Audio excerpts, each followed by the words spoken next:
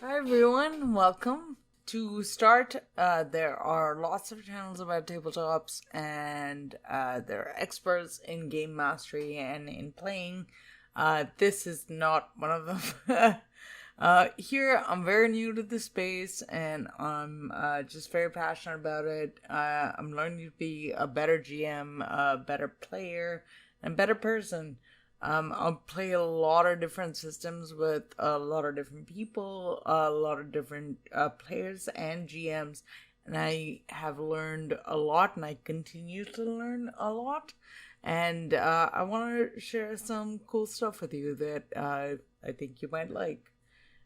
Purpose here is really to sort of talk about different concepts that probably exist in most systems in some capacity or another, and see if there's a way that you can incorporate it into your home game. You know, whether it's D&D 5th edition or like Savage Worlds or Powered by the Apocalypse or like whatever. Um, well, I think eventually talk about like, you know, the right mechanics and rule sets for games and that kind of thing, but broadly that's kind of what we're going to talk about.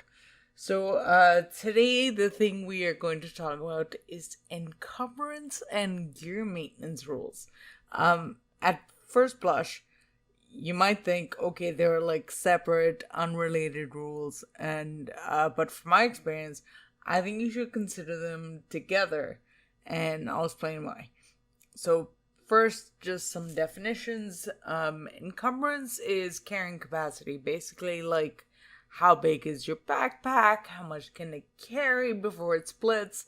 In most games, if you're a player, usually it's like a factor of your strength, and then it's like a multiplier of your strength. So depending on how much strength you have, it's like 5 or 10 times your strength score, and then if you are carrying above that amount, you are encumbered, which means typically your speed might drop, or your agility, your dexterity, like those things, basically your ability to move freely through the world is hindered in some way if you go beyond the capacity. Gear maintenance, on the other hand, is making sure the shit that you are carrying is in pretty good condition, in working condition at the very least. Just like everything in real life is subject to wear and tear, same for things your characters have, presumably. So, like, just like your kitchen knives dull over time, you know, for sure, if you're hacking against armor, your sword is gonna need a fix. Or the seams holding, you know, your Kevlar vest, seem to be coming loose because you pull it on and take it off like at least twice a day, every day for the last couple of years. So, generally speaking, both of these rules either get completely ignored or totally just hand waved away. In the case of 5e, encumbrance is generally handled by throwing a bag of holding at your players at the early stages of a game. Certainly, that's what I've done. And honestly, like, I feel like when your players are stopping and like in illegal space mining operation, you know, where the corporal is using orphans as canaries, or they have to like stop an archlich from ascending to godhood, you know, who cares about the seams in your Kevlar vest? Or like whether your sword is sharp enough, or like whether your speed is slowed by 10 feet because you're carrying one item too many. That stuff gets in the way of the story being told and the game that you're trying to play. Frankly, it gives additional irrelevant things for the players and the GM to have to consider when navigating the game. However, let me tell you about when you should enforce these rules, and you should actually be kind of strict about them. As generally speaking, I'm of the mind that anything that hinders the game or the fun at the table is something you should do away with or find a way to play around. But for these specific rules, if you are running a game where survival and scarcity are key themes, then part of the mechanics should include encumbrance rules and gear maintenance. Not to add complexity to the game, but conceptually, in a world where it's difficult to get things to begin with, it's going to be difficult to maintain them once you do get them. And also, if everything is difficult to get, that means food is also difficult to get. So, like, intellectually, your strength is probably lower, so you're not able to carry as much. When nutrition is not a problem, like, encumbrance can be kind of hand wave, but when even rations, like when you're keeping track of rations, when you're doing all that, you have to be really choosy about what to carry because you're not all that strong. And anyway, it's been really difficult to find a backpack to begin with. So anyway, to really drive that point of scarcity and survival home, like, maintenance of the things you own should be a general part of the game. And if you're playing a longer game, there should absolutely be downtime between quests to allow players to kind of spend the resources that they've gotten, spend, whatever in-game currencies they've earned to be able to maintain equipment that they have. The reason to make sure that your characters, your players and their characters have the appropriate amount of downtime between missions is that, like, you have to give them a chance to succeed, just like you are making it easier for them to fail. So if they've taken the time to spend the resources to get the rations, to, make sure they're sort of sharp, and to get the ammo for their guns or like whatever else, like, those are things now that will be made easier to cope with in the next mission because you've spent your downtime sort of preparing. And this really drives home that concept of survival where so much of your time is spent kind of strategizing and being prepared for the next thing. So conceptually, it works really, really well. There's two places that I've seen really great mechanics around this.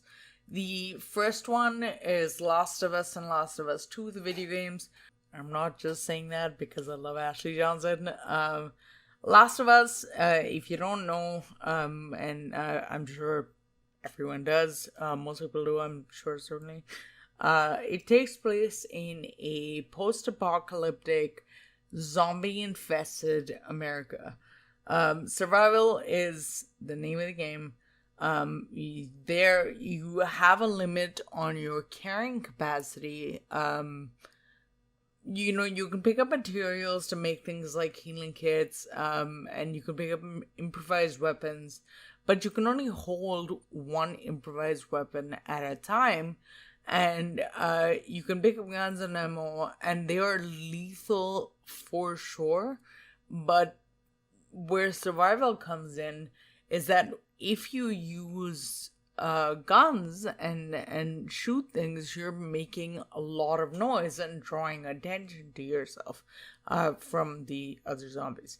On the other hand, though, like, these improvised weapons, the way assault pads with the needle stuck in them and stuff, they are very lethal as well and also silent, but unlike guns, they wear out super quickly and they're close range. So you have to be really active about what you pick up and really choosy about what you are carrying and what you are using. And interestingly enough, when you actually, like, make the game harder, like when you increase the hardness of the game, two things happen. One is the number and toughness of the zombies themselves kind of increase.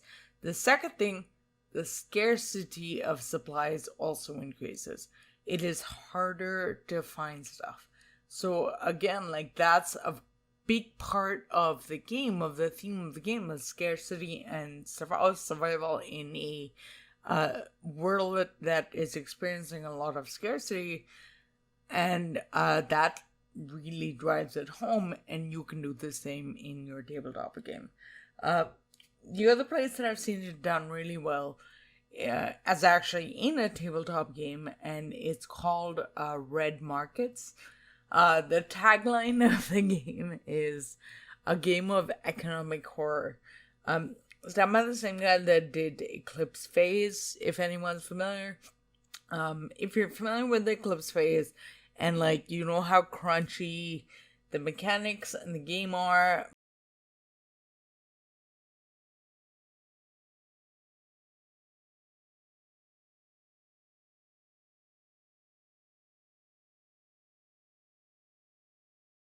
and how robust the universe is, the world is, this is very similar.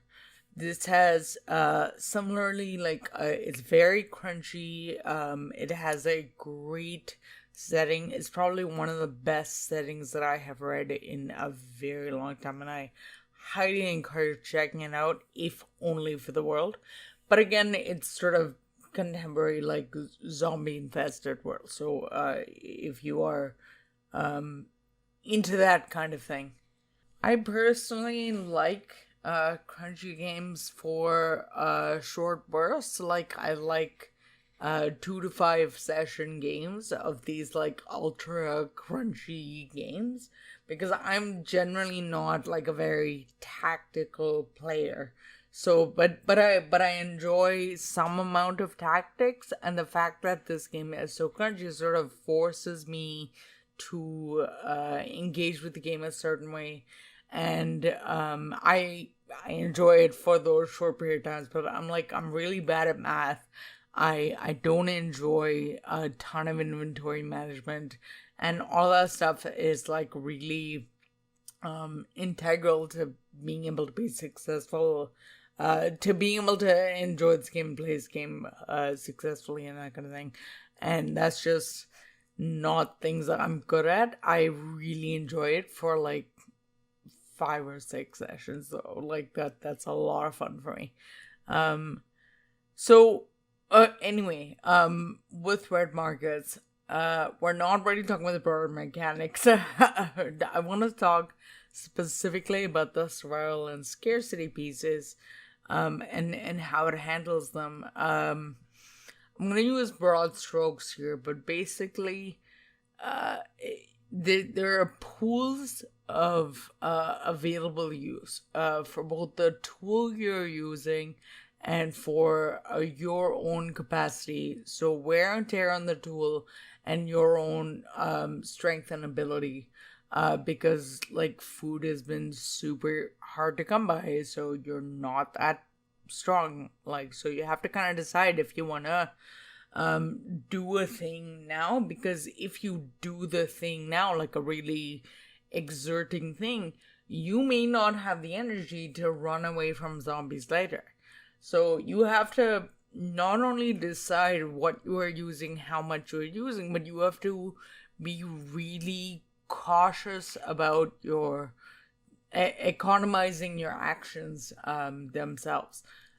So like I said, super crunchy, but really kind of drives home the point of scarcity and survival. And the game ensures that you have activities that you can do in your downtime between missions to make sure that those pools are full or can be full the next mission you go on. So let's say you started with just to kind of give you an example of how this works. Let's say you started with 5 energy and a 3 tool. Zombie comes to attack you. You're taking a swing at it with this tool. You are now at 4 energy and your tool is now at 2.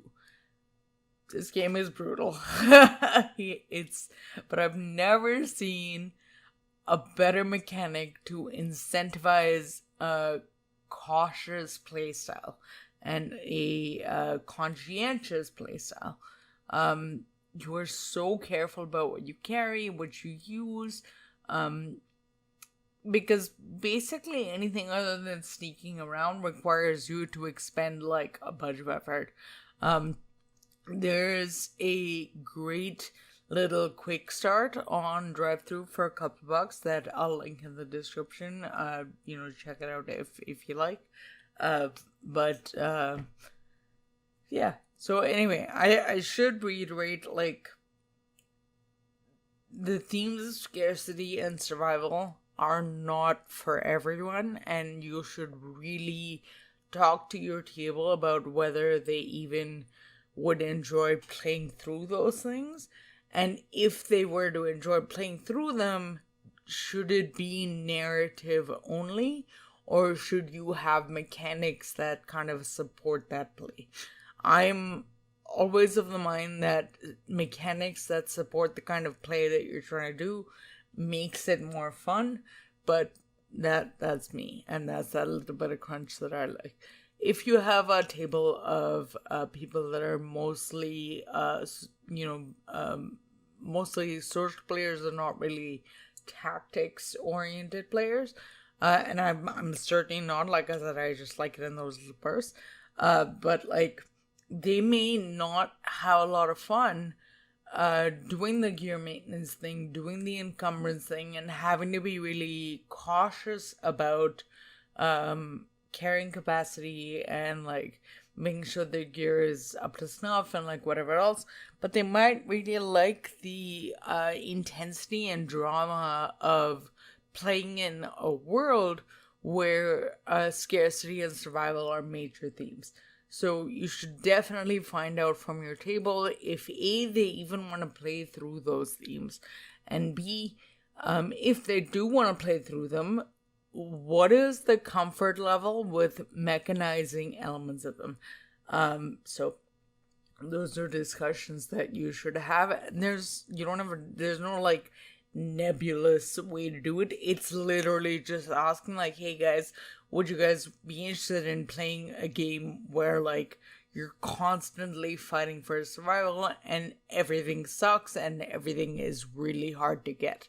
And think of like, and it doesn't have to be zombies, but zombies are like the easiest thing in this sort of, and both Red Markets and The Last of Us that I mentioned were sort of zombie infestations, and that's always like the easiest go-to, but it could be kind of like a war-torn fantasy land ravaged by famine. Like, it's not difficult to imbue those themes in other settings, but like I said, find out from your players what the comfort level is, and you as a GM should figure out what your comfort level is with using those mechanics as well. But if you guys do decide that, you know what, it'll be like a fun story theme and game narrative to explore, figure out the best way to approach that, and if you can use encumbrance and gear maintenance mechanics, it'll make the desperation of the situation really land, which can be fun. Cool. Well, thank you so much for watching. I'll see you next time. Bye.